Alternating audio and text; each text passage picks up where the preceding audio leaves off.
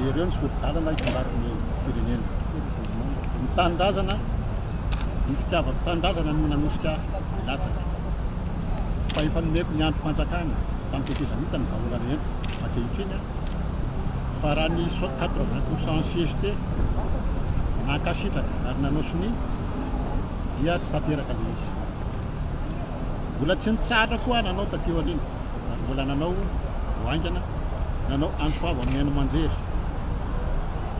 Milaza fa za tsy mitady toerana, tsy mila karama fa vonona ny anome tanana sy ny mameno traikefako maimaimpona raha ohatra ny fitondrana vonona ampiatra ny vahaolana nomeko.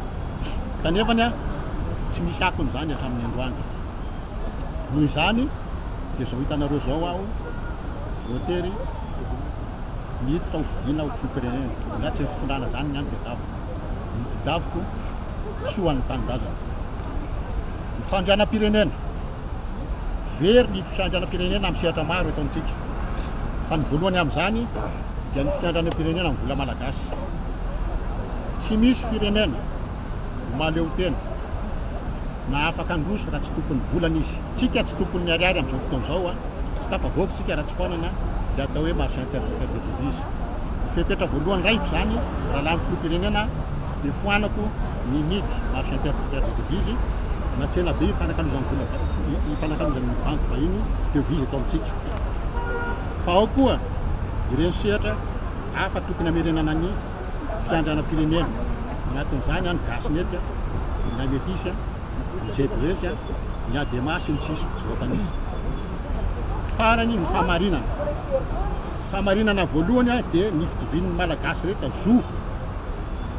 Fa indrindra fitovian'ny malagasy rehetra eo anatrehan'ny sazy mety hitranga ho fiainana. Ankehitriny anefa raha eny amin'ny sehatry ny fiarahamonina sy ny fandrarahana rehefa misy mamitaka na misy tsy mahavita ny anjarany amin'ny fifanarahana ataony dia misy sazy miantra amin'ilay olona izay mety hitarika figadrana mihitsy azy. Ny mpanao politika kosa na mamita vahoaka aza dia vitavita ho azy. Raha zany lany filoham-pirenena misy lalàna hifay ny olom-boafidy manao fampanantenana pôkaty. Ary izany koa dia mitovy amin'ny olona rehetra mety hiafara amin'ny figadrana koa.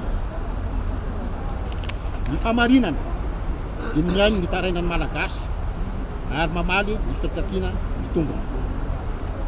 Ka mba hamalinana ireo fitakiana marobe misy amin'izao fotoana izao mahakasika ny vidim-piainana izay ataon'ny mpanjifa sy ny mpitatitra, ny mpampianatra, ny syndicat ary ny mpiasa rehetra dia zao manao engagement sy fifamatorana raha amin'ny vahoaka malagasy ka iray volana monja hitsanganan'ny gouvernemanta dia voakariko zato isan-dratiny ny sandan'ny ariary izay ampindana ho atsasany ny vidin'ny entana rehetra afarana vanovelany.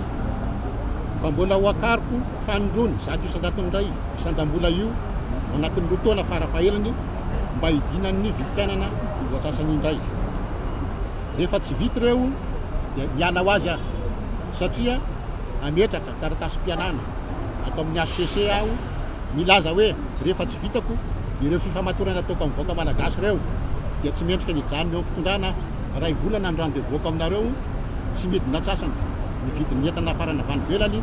Ao anatin'izany ny solika, ny vary, ny PPN, fanafody, ny fiara, ny kojakoja amin'ny fiara rehetra. Ny fahamarinana dia